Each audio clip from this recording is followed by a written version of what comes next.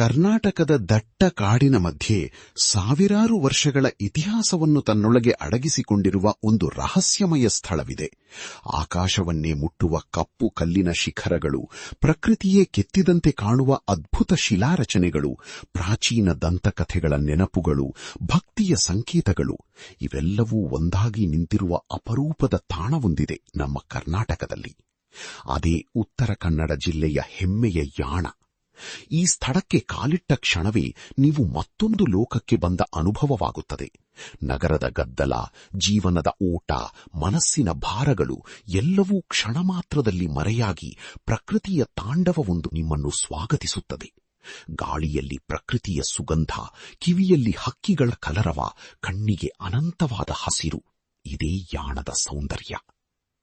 ಉತ್ತರ ಕನ್ನಡ ಜಿಲ್ಲೆಯ ಕುಮಟಾ ಮತ್ತು ಸಿರ್ಸಿ ನಡುವಿನ ಪಶ್ಚಿಮ ಘಟ್ಟದ ದಟ್ಟ ಅರಣ್ಯದಲ್ಲಿ ನೆಲೆಗೊಂಡಿರುವ ಯಾಣ ಪ್ರಕೃತಿ ಪ್ರಿಯರು, ಸಾಹಸಿಗರು ಹಾಗೂ ಭಕ್ತರನ್ನು ಸಮಾನವಾಗಿ ಆಕರ್ಷಿಸುವ ಅದ್ಭುತ ತಾಣವಾಗಿದೆ. ಕರಾವಳಿ ಕನ್ನಡದ ಸೊಗಡು, ಪಶ್ಚಿಮ ಘಟ್ಟದ ಸನ್ನಿವೇಶ ಮತ್ತು ಪುರಾತನ ಕಥೆಗಳ ಸುಳಿ ಎಲ್ಲವೂ ಸೇರಿ ಯಾಣವನ್ನು ಕರ್ನಾಟಕದ ಅತ್ಯಂತ ವಿಶಿಷ್ಟ ಪ್ರವಾಸಿ ತಾಣಗಳಲ್ಲಿ ಒಂದನ್ನಾಗಿ ಮಾಡಿದೆ. ಕರ್ನಾಟಕ ಸರ್ಕಾರವು ಯಾಣವನ್ನು ರಾಜ್ಯದ ಪ್ರಮುಖ ಪ್ರವಾಸಿ ತಾಣವೆಂದು ಘೋಷಿಸಿ ಅಭಿವೃದ್ಧಿ ಕಾರ್ಯಗಳನ್ನು ಕೈಗೊಂಡಿದೆ. ಇತ್ತೀಚಿನ ವರ್ಷಗಳಲ್ಲಿ ಯಾಣಕ್ಕೆ ಬರುವ ಪ್ರವಾಸಿಗರ ಸಂಖ್ಯೆ ಗಣನೀಯವಾಗಿ ಹೆಚ್ಚಾಗಿದೆ. ಯಾಣದ ಇತಿಹಾಸ ಬಹಳ ಹಿಂದಿನದ್ದು.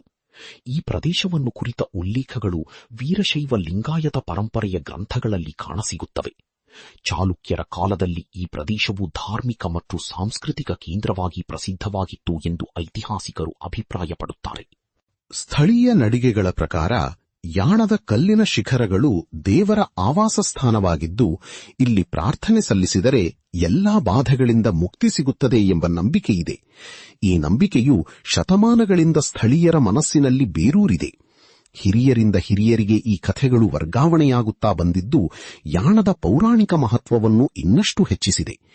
ಕೆಲವು ಸಂಶೋಧಕರ ಪ್ರಕಾರ ಯಾಣದ ಪ್ರದೇಶವು ಸಾವಿರಾರು ವರ್ಷಗಳ ಹಿಂದೆ ಬುಡಕಟ್ಟು ಜನರ ಆವಾಸ ಸ್ಥಾನವಾಗಿತ್ತು ಎಂಬ ಅಭಿಪ್ರಾಯವೂ ಇದೆ. ಯಾಣದ ಪ್ರಮುಖ ಆಕರ್ಷಣೆ ಎಂದರೆ ಸುಮಾರು 300 ಅಡಿ ಎತ್ತರದ ಭೈರವೇಶ್ವರ ಶಿಖರ ಮತ್ತು ಅದರ ಪಕ್ಕದಲ್ಲಿರುವ ಮೋಹಿನಿ ಶಿಖರ. ಭೈರವೇಶ್ವರ ಶಿಖರವು ಸುಮಾರು 300 ಅಡಿ ಎತ್ತರವಿದ್ದು, ಅದರ ಮೇಲ್ಭಾಗದಲ್ಲಿ ನಿಂತು ನೋಡಿದರೆ ಸುತ್ತಲಿನ ಅರಣ್ಯದ ಅನಂತ ಹಸಿರು ಸಮುದ್ರವೆಂಬಂತೆ ಕಾಣಿಸುತ್ತದೆ.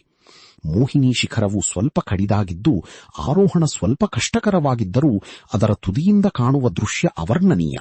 ಈ ಎರಡೂ ಶಿಖರಗಳು ನೈಸರ್ಗಿಕವಾಗಿ ರೂಪುಗೊಂಡ ಅದ್ಭುತ ಕಲಾಕೃತಿಗಳು. ಶಿಖರಗಳ ಮೇಲ್ಭಾಗ ಸಾಮಾನ್ಯವಾಗಿ ಮೋಡಗಳಿಂದ ಆವೃತವಾಗಿರುತ್ತದೆ. ಇದು ಅವುಗಳ ಸೌಂದರ್ಯಕ್ಕೆ ಹೆಚ್ಚಿನ ಮೆರುಗನ್ನು ನೀಡುತ್ತದೆ. ಈ ಕಪ್ಪು ಬಣ್ಣದ ಕಾರ್ಸ್ಟ್ ಶಿಲೆಗಳು ಲಕ್ಷಾಂತರ ವರ್ಷಗಳ ಪ್ರಕೃತಿಯ ಬದಲಾವಣೆಗಳಿಂದ ರೂಪುಗೊಂಡಿವೆ ಎಂದು ಭೂವಿಜ್ಞಾನಿಗಳು ತಿಳಿಸುತ್ತಾರೆ. ಈ ಶಿಲೆಗಳು ಸುಣ್ಣಕಲ್ಲಿನ ವಿಶೇಷ ರೂಪಾಂತರವಾಗಿದ್ದು, ಕಾಲಕಾಲದಲ್ಲಿ ಮಳೆ, ಗಾಳಿ, ಬಿಸಿಲು ಮತ್ತು ಇತರ ನೈಸರ್ಗಿಕ ಶಕ್ತಿಗಳ ಪ್ರಭಾವದಿಂದ ಇಂದಿನ ಆಕಾರವನ್ನು ಪಡೆದಿವೆ. ಪ್ರತಿಯೊಂದು ಶಿಲೆಯ ಮೇಲಿನ ಗೆರೆಗಳು, ಬಿರುಕುಗಳು, ಆಕಾರಗಳು ಪ್ರಕೃತಿಯ ಕೈಯಲ್ಲಿಯಾಗಿ ಬರೆದ ಕವನದಂತೆ ತೋರುತ್ತದೆ. ಭೂವಿಜ್ಞಾನಿಗಳ ಪ್ರಕಾರ ಈ ಶಿಲೆಗಳು ಕೆಲವು ಲಕ್ಷ ವರ್ಷಗಳಷ್ಟು ಹಳೆಯದಾಗಿದ್ದು, ಕರ್ನಾಟಕದ ಭೂವೈಜ್ಞಾನಿಕ ಇತಿಹಾಸದಲ್ಲಿ ಅವುಗಳ ಸ್ಥಾನ ಅತ್ಯಂತ ಮಹತ್ವಪೂರ್ಣವಾಗಿದೆ. ಕೆಲವು ಸಂಶೋಧಕರು ಈ ಶಿಲೆಗಳನ್ನು ಪ್ರಾಚೀನ ಕಾಲದ ಸಮುದ್ರ ತಳದ ಅವಶೇಷಗಳೆಂದು ವರ್ಗೀಕರಿಸಿದ್ದಾರೆ. ಲಕ್ಷಾಂತರ ವರ್ಷಗಳ ಹಿಂದೆ ಈ ಪ್ರದೇಶ ಸಮುದ್ರದಡಿಯಲ್ಲಿತ್ತು ಎಂಬ ಸಿದ್ಧಾಂತವೂ ಇದೆ. ಈ ಶಿಲೆಗಳ ಬಣ್ಣವು ಅವುಗಳಲ್ಲಿರುವ ಖನಿಜಗಳ ಅಂಶವನ್ನು ಅವಲಂಬಿಸಿರುತ್ತದೆ. ಮ್ಯಾಂಗನೀಸ್ ಮತ್ತು ಇತರ ಲೋಹದ ಅಂಶಗಳು ಅವುಗಳಿಗೆ ಕಪ್ಪು ಬಣ್ಣವನ್ನು ನೀಡಿವೆ. ಈ ಶಿಖರಗಳ ತಳಭಾಗದಲ್ಲಿರುವ ಭೈರವೇಶ್ವರ ದೇವಾಲಯ ಶಿವಭಕ್ತರ ಪ್ರಮುಖ ಆರಾಧನಾ ಕೇಂದ್ರವಾಗಿದೆ. ಈ ದೇವಸ್ಥಾನದಲ್ಲಿರುವ ಶಿವಲಿಂಗವು ಸ್ವಯಂಭೂವಾದುದು ಎಂಬ ನಂಬಿಕೆಯಿದೆ. ದೇವಾಲಯದ ವಾಸ್ತುಶಿಲ್ಪವು ಕರಾವಳಿ ಕರ್ನಾಟಕದ ಸಾಂಪ್ರದಾಯಿಕ ಶೈಲಿಯನ್ನು ಹೊಂದಿದ್ದು, ಮೇಲ್ಛಾವಣಿಯ ಕೆತ್ತನೆಗಳು ಮತ್ತು ಕಂಬಗಳ ವಿನ್ಯಾಸವು ಕಣ್ಮನ ಸೆಳೆಯುತ್ತದೆ. ದೇವಸ್ಥಾನದ ಒಳಗಿನ ಶಾಂತ ವಾತಾವರಣ, ಧೂಪದ ಸುಗಂಧ ಮತ್ತು ಭಕ್ತರ ಮಂತ್ರಜಪ ಇವೆಲ್ಲವೂ ಆಧ್ಯಾತ್ಮಿಕ ಅನುಭೂತಿಯನ್ನು ನೀಡುತ್ತವೆ. ಇಲ್ಲಿ ಪ್ರತಿದಿನ ಸಾವಿರಾರು ಭಕ್ತರು ಬಂದು ಶಿವನ ದರ್ಶನ ಪಡೆಯುತ್ತಾರೆ. ದೇವಸ್ಥಾನದ ಒಳಗಿರುವ ಗರ್ಭಗುಡಿಯಲ್ಲಿ ಸ್ಪರ್ಶ ಮಾಡಲು ಅವಕಾಶವಿದ್ದು, ಭಕ್ತರು ನೇರವಾಗಿ ಶಿವಲಿಂಗದ ಸನ್ನಿಧಿಯಲ್ಲಿ ಪ್ರಾರ್ಥನೆ ಸಲ್ಲಿಸಬಹುದು. ದೇವಸ್ಥಾನದ ಬಳಿ ಸ್ಥಳೀಯರು ತಮ್ಮ ಕೈಯಲ್ಲಿ ತಯಾರಿಸಿದ ಪ್ರಸಾದ ಮತ್ತು ಅಗರಬತ್ತಿಗಳನ್ನು ಮಾರಾಟ ಮಾಡುತ್ತಾರೆ. ಮಹಾಶಿವರಾತ್ರಿಯ ಸಮಯದಲ್ಲಿ ಸಾವಿರಾರು ಭಕ್ತರು ಈ ಪವಿತ್ರ ಕ್ಷೇತ್ರಕ್ಕೆ ಭೇಟಿ ನೀಡುತ್ತಾರೆ. ಆ ದಿನಗಳಲ್ಲಿ ಯಾಣ ಪ್ರದೇಶವು ದೀಪಗಳ ಬೆಳಕಿನಿಂದ ಹೊಳೆಯುತ್ತದೆ. ಭಕ್ತರು ಉಪವಾಸ ಮಾಡಿ ಶಿವನ ನಾಮಸ್ಮರಣೆ ಮಾಡುತ್ತಾ ಕಾಡಿನ ಮಧ್ಯೆ ಪ್ರದಕ್ಷಿಣೆ ಹಾಕುತ್ತಾರೆ. ಇಡೀ ಅರಣ್ಯವೇ ಭಕ್ತಿಗೀತಗಳಿಂದ ಮುಖರಿಸುತ್ತದೆ. ಈ ದೃಶ್ಯ ಕಣ್ಣಿಗೆ ಹಬ್ಬವೆಂಬಂತೆ ಕಾಣಿಸುತ್ತದೆ. ಈ ಸಮಯದಲ್ಲಿ ಇಡೀ ಪರಿಸರವೇ ಪವಿತ್ರ ಶಕ್ತಿಯಿಂದ ತುಂಬಿ ಹೋಗುತ್ತದೆ ಎಂಬ ಭಾವನೆ ಭಕ್ತರಲ್ಲಿ ಮೂಡುತ್ತದೆ. ಮಹಾಶಿವರಾತ್ರಿಯ ರಾತ್ರಿ ಜಾಗರಣೆ ಮಾಡುವ ಭಕ್ತರ ಸಂಖ್ಯೆ ಸಾವಿರಾರು. ಈ ಜಾಗರಣೆಯ ಸಮಯದಲ್ಲಿ ಭಕ್ತಿಗೀತೆಗಳು, ಡೊಳ್ಳು ನಗಾಡಿ, ಮಂಗಲವಾದ್ಯಗಳ ಸದ್ದು ಇಡೀ ಕಾಡನ್ನು ತುಂಬುತ್ತದೆ. ಈ ದಿನಗಳಲ್ಲಿ ಸ್ಥಳೀಯ ಅಂಗಡಿಗಳಲ್ಲಿ ವಿಶೇಷ ಪ್ರಸಾದ, ಹೂವಿನ ಮಾಲೆಗಳು ಮತ್ತು ಧಾರ್ಮಿಕ ಸಾಮಗ್ರಿಗಳ ಮಾರಾಟ ಹೆಚ್ಚಾಗುತ್ತದೆ. ಪುರಾಣಗಳ ಪ್ರಕಾರ ಭಸ್ಮಾಸುರನ ಕಥೆಯೊಂದಿಗೆ ಯಾಣದ ಸಂಬಂಧವಿದೆ ಎಂಬ ನಂಬಿಕೆಯಿದೆ. ಭಸ್ಮಾಸುರನೆಂಬ ರಾಕ್ಷಸನನ್ನು ವಧಿಸಲು ವಿಷ್ಣುವು ಮೋಹಿನಿ ಅವತಾರ ತಾಳಿದ ಸ್ಥಳವೇ ಈ ಪ್ರದೇಶ ಎಂದು ಸ್ಥಳೀಯರು ಹೇಳುತ್ತಾರೆ. ಆ ಕಾರಣದಿಂದಲೇ ಇಲ್ಲಿನ ಒಂದು ಶಿಖರಕ್ಕೆ ಮೋಹಿನಿ ಶಿಖರ ಎಂಬ ಹೆಸರು ಬಂದಿದೆ ಎಂಬ ಪ್ರತೀತಿ ಇದೆ. ಇಂಥ ಪೌರಾಣಿಕ ಹಿನ್ನೆಲೆಯು ಯಾಣಕ್ಕೆ ಇನ್ನಷ್ಟು ಪ್ರಾಮುಖ್ಯತೆಯನ್ನು ನೀಡುತ್ತದೆ. ಈ ಕಥೆಯನ್ನು ಕೇಳಿದಾಗ ಪ್ರತಿಯೊಬ್ಬ ಪ್ರವಾಸಿಯ ಮನಸ್ಸಿನಲ್ಲಿ ಒಂದು ಹೊಸ ಕುತೂಹಲ ಮೂಡುತ್ತದೆ. ಪುರಾಣಗಳಲ್ಲಿ ಉಲ್ಲೇಖಿತವಾದ ಈ ಕಥೆಯ ಸತ್ಯಾಸತ್ಯತೆಯನ್ನು ಪರಿಶೀಲಿಸುವುದು ಐತಿಹಾಸಿಕರಿಗೆ ಒಂದು ಸವಾಲಾಗಿದೆ. ಆದರೆ ಸ್ಥಳೀಯ ನಂಬಿಕೆಯ ಶಕ್ತಿ ಅನನ್ಯವಾದದ್ದು. ಯಾಣದ ಸುತ್ತಲಿನ ದಟ್ಟ ಕಾಡು ಅಪರೂಪದ ಸಸ್ಯಗಳು, ಔಷಧೀಯ ಗಿಡಗಳು, ಬಣ್ಣ ಬಣ್ಣದ ಚಿಟ್ಟೆಗಳು, ಪಕ್ಷಿಗಳು ಹಾಗೂ ಕಾಡು ಪ್ರಾಣಿಗಳಿಗೆ ಆಶ್ರಯವಾಗಿದೆ. ಇಲ್ಲಿ ನೂರಾರು ಜಾತಿಯ ಗಿಡಮೂಲಿಕೆಗಳು ಕಾಣಸಿಗುತ್ತವೆ. ಮಲೆನಾಡಿನ ಸಸ್ಯ ಸಂಪತ್ತು ಇಲ್ಲಿ ಸಮೃದ್ಧವಾಗಿದೆ. ಪ್ರತಿ ಋತುವಿನಲ್ಲೂ ಇಲ್ಲಿ ವಿಭಿನ್ನ ಹೂಬಿಡುವ ಗಿಡಗಳು ಕಾಡನ್ನು ಬಣ್ಣಗಳಿಂದ ತುಂಬುತ್ತವೆ. ಚಿಟ್ಟೆಗಳ ರಾಜ್ಯವೆಂದೇ ಯಾಣವನ್ನು ಕರೆಯಬಹುದು. ನೀಲಿ, ಕೆಂಪು, ಹಳದಿ, ಬಿಳಿ ವಿವಿಧ ಬಣ್ಣಗಳ ಚಿಟ್ಟೆಗಳು ಪ್ರವಾಸಿಗರಿಗೆ ಕಣ್ಣಿನ ಹಬ್ಬನ್ನು ನೀಡುತ್ತವೆ. ಕೆಲವು ಅಪರೂಪದ ಚಿಟ್ಟೆ ಜಾತಿಗಳು ಇಲ್ಲಿ ಕಾಣಸಿಗುತ್ತವೆ. ಅವುಗಳನ್ನು ನೋಡಲು ಪ್ರಕೃತಿ ಪ್ರಿಯರು ದೂರದ ಊರುಗಳಿಂದಲೂ ಬರುತ್ತಾರೆ. ಅರಣ್ಯ ಇಲಾಖೆಯ ಪ್ರಕಾರ ಈ ಪ್ರದೇಶದಲ್ಲಿ ಸುಮಾರು 200 ಜಾತಿಯ ಗಿಡಗಳು ಮತ್ತು ಮರಗಳು ಕಾಣಸಿಗುತ್ತವೆ. ಪಕ್ಷಿ ಪ್ರಿಯರಿಗೆ ಯಾಣ ಒಂದು ಸ್ವರ್ಗ. ಇಲ್ಲಿ ನೂರಾರು ಜಾತಿಯ ಪಕ್ಷಿಗಳು ವಾಸಿಸುತ್ತವೆ. ಮಲ್ಲಿಹಕ್ಕಿ, ಕೆಂಪು ಬೆಣ್ಣಿನ ಗಿಳಿ, ಕಪ್ಪು ಮರಕುಟಿಕ, ಕೆಂಪು ಪುಂಡರಾಜ ಹೀಗೆ ಹಲವು ಅಪರೂಪದ ಪಕ್ಷಿಗಳನ್ನು ಇಲ್ಲಿ ಕಾಣಬಹುದು.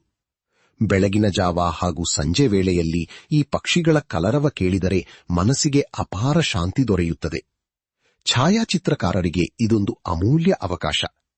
ಪ್ರತಿ ಋತುವಿನಲ್ಲೂ ವಿಭಿನ್ನ ಪಕ್ಷಿಗಳು ಇಲ್ಲಿ ಕಾಣಸಿಗುತ್ತವೆ. ಇದು ಪಕ್ಷಿ ವೀಕ್ಷಕರಿಗೆ ಒಂದು ಸಂಪೂರ್ಣ ಅನುಭವವನ್ನು ನೀಡುತ್ತದೆ. ಕೆಲವು ಪಕ್ಷಿಗಳು ವಲಸೆ ಬಂದವು. ಇವು ನಿರ್ದಿಷ್ಟ ಋತುವಿನಲ್ಲಿ ಮಾತ್ರ ಕಾಣಸಿಗುತ್ತವೆ. ಹಾರ್ನ್ಬಿಲ್, ಗ್ರೀನ್ ಪಿಯೋನಿಯಾ, red vented black woodpecker ಇಂತಹ ಅಪರೂಪದ ಪಕ್ಷಿಗಳನ್ನು ಇಲ್ಲಿ ನೋಡಬಹುದು. ಮಳೆಗಾಲದಲ್ಲಿ ಈ ಪ್ರದೇಶ ಹಸಿರು ಹೊದಿಕೆ ಹೊದ್ದ ಸ್ವರ್ಗದಂತಾಗುತ್ತದೆ. ಮಂಜಿನ ಮಬ್ಬಿನಲ್ಲಿ ಕಪ್ಪು ಕಲ್ಲಿನ ಶಿಖರಗಳು ಮರೀಚಿಕೆಯಂತೆ ಕಾಣಿಸುತ್ತವೆ.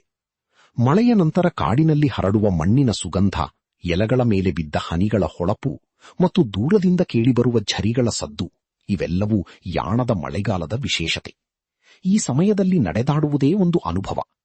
ಚಳಿಗಾಲದಲ್ಲಿ ಯಾಣ ಮತ್ತೊಂದು ರೂಪ ತಾಳುತ್ತದೆ.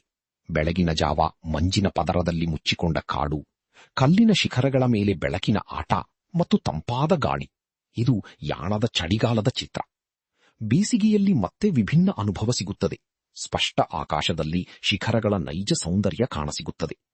ಈ ಋತುಗಳ ವೈವಿಧ್ಯತೆಯೇ ಯಾಣಕ್ಕೆ ಒಂದು ವಿಶೇಷ ಆಕರ್ಷಣೆ. ಯಾಣಕ್ಕೆ ತಲುಪಲು ಅರಣ್ಯದ ಮಧ್ಯೆ ಸುಮಾರು 2 ಕಿಲೋಮೀಟರ್ ಕಾಲ್ನಡಗೆ ಮಾಡಬೇಕಾಗುತ್ತದೆ. ಈ ಕಾಲ್ನಡಗೆಯು ಒಂದು ಸಾಹಸವೂ ಹೌದು, ಒಂದು ಆನಂದವೂ ಹೌದು. ದಾರಿಯಲ್ಲಿ ಕಾಡಿನ ನೂರಾರು ದೃಶ್ಯಗಳು ನಿಮ್ಮನ್ನು ಸ್ವಾಗತಿಸುತ್ತವೆ.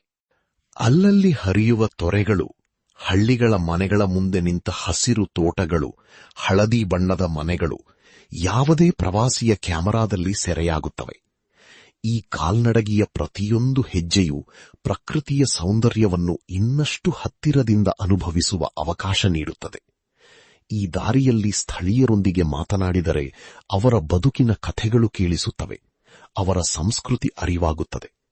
ದಾರಿಯಲ್ಲಿ ಕೆಲವು ಹಳ್ಳಿಗಳು ಸಿಗುತ್ತವೆ. ಅಲ್ಲಿನ ಜನರು ಸ್ಥಳೀಯ ಭಾಷೆಯಲ್ಲಿ ಮಾತನಾಡುತ್ತಾರೆ. ಕನ್ನಡದ ಒಂದು ವಿಶಿಷ್ಟ ಉಪಭಾಷೆಯಾದ ಕುಂದಗನ ಭಾಷೆಯಲ್ಲಿ ಅವರ ಸಂವಹನ ನಡೆಯುತ್ತದೆ. ಯಾಣಕ್ಕೆ ಹೋಗಲು ಅತ್ಯುತ್ತಮ ಸಮಯ ಅಕ್ಟೋಬರ್ನಿಂದ ಫೆಬ್ರವರಿ ತಿಂಗಳುಗಳು. ಈ ಸಮಯದಲ್ಲಿ ಹವಾಮಾನ ಸೌಮ್ಯವಾಗಿರುತ್ತದೆ. ಮತ್ತು ಕಾಡಿನಲ್ಲಿ ನಡೆದಾಡಲು ಅನುಕೂಲಕರವಾಗಿರುತ್ತದೆ. ಮಳೆಗಾಲದಲ್ಲಿ ಪ್ರದೇಶ ಹಸಿರಿನಿಂದ ತುಂಬಿರುತ್ತದೆಯಾದರೂ ಕೆಲವೊಮ್ಮೆ ಜಾರುವ ದಾರಿಗಳು ಅಪಾಯಕಾರಿಯಾಗಬಹುದು. ಪ್ರವಾಸಿಗರು ಸ್ಥಳೀಯ ಮಾರ್ಗದರ್ಶಕರ ಸಹಾಯವನ್ನು ಪಡೆಯುವುದು ಸೂಕ್ತ. ಯಾಣದ ಸಮೀಪದಲ್ಲಿ ಗೋಕರ್ಣ, ಮಂಜೂರು, ಮಿರ್ಜಾನ್, ಎಡೆಪುರ ಹೀಗೆ ಹಲವು ಪ್ರವಾಸಿ ತಾಣಗಳನ್ನು ಒಂದೇ ಪ್ರವಾಸದಲ್ಲಿ ಕಾಣಬಹುದು. ಗೋಕರ್ಣದ ಸಮುದ್ರ ತೀರ ಮತ್ತು ಯಾಣದ ಪರ್ವತ ಪ್ರದೇಶ ಎರಡೂ ವಿಭಿನ್ನ ಅನುಭವವನ್ನು ನೀಡುತ್ತವೆ. ಯಾಣಕ್ಕೆ ಹೋಗಲು ಬೆಂಗಳೂರಿನಿಂದ ಸುಮಾರು 4.5 ಗಂಟೆಗಳ ಪ್ರಯಾಣ ಬೇಕಾಗುತ್ತದೆ. ಮಂಗಳೂರಿನಿಂದ 3 ಗಂಟೆಗಳು ಮತ್ತು ಹುಬ್ಬಳ್ಳಿಯಿಂದ ಸುಮಾರು 6 ಗಂಟೆಗಳ ಪ್ರಯಾಣ. ಯಾಣ ಕೇವಲ ಒಂದು ಪ್ರವಾಸಿ ತಾಣವಲ್ಲ, ಅದು ಪ್ರಕೃತಿಯ ಕಲಾಕೃತಿ, ಪುರಾಣಗಳ ನೆನಪು, ಭಕ್ತಿಯ ಸಂಕೇತ ಮತ್ತು ಕರ್ನಾಟಕದ ಹೆಮ್ಮೆಯ ಪರಂಪರೆ. ಇಲ್ಲಿಗೆ ಬರುವ ಪ್ರತಿಯೊಬ್ಬ ಪ್ರವಾಸಿಯೂ ತನ್ನೊಳಗೆ ಒಂದು ಹೊಸ ಶಕ್ತಿಯನ್ನು, ಹೊಸ ಆಲೋಚನೆಯನ್ನು ಮತ್ತು ಜೀವನದ ಬಗ್ಗೆ ಹೊಸ ದೃಷ್ಟಿಕೋನವನ್ನು ಕೊಂಡೊಯ್ಯುತ್ತಾರೆ. ನೀವು ಪ್ರಕೃತಿಯನ್ನು ಪ್ರೀತಿಸುವವರಾದರೆ ಜೀವನದಲ್ಲಿ ಒಮ್ಮೆಯಾದರೂ ಯಾಣಕ್ಕೆ ಭೇಟಿ ನೀಡಿ. ಅಲ್ಲಿನ ಮೌನ, ತಂಪಾದ ಗಾಳಿ, ಪಕ್ಷಿಗಳ ಕಲರವ, ಝರಿಗಳ ಸದ್ದು ಮತ್ತು ಆ ಅದ್ಭುತ ಕಲ್ಲಿನ ಶಿಖರಗಳು ನಿಮ್ಮ ಮನಸ್ಸಿನಲ್ಲಿ ಎಂದೆಂದಿಗೂ ಉಳಿಯುವ ಅನುಭವವನ್ನು ನೀಡುತ್ತವೆ. ಈ ಅನುಭವವು ನಿಮ್ಮ ಜೀವನದ ಒಂದು ಅಮೂಲ್ಯ ಸಂಗತಿಯಾಗಿ ಉಳಿಯುತ್ತದೆ. ಇಂತಹ ಕರ್ನಾಟಕದ ಅಪರೂಪದ ಇತಿಹಾಸ, ಪ್ರವಾಸಿ ತಾಣಗಳು ಮತ್ತು ರೋಚಕ ಕಥೆಗಳಿಗಾಗಿ ನಮ್ಮ ಚಾನೆಲ್ ಅನ್ನು ಸಬ್ಸ್ಕ್ರೈಬ್ ಮಾಡಿ. ಈ ವಿಡಿಯೋಗೆ ಲೈಕ್ ಮಾಡಿ, ನಿಮ್ಮ ಸ್ನೇಹಿತರೊಂದಿಗೆ ಹಂಚಿಕೊಳ್ಳಿ. ಮತ್ತೊಂದು ಅದ್ಭುತ ಕಥೆಯೊಂದಿಗೆ ಮತ್ತೆ ಭೇಟಿಯಾಗೋಣ. ಧನ್ಯವಾದಗಳು.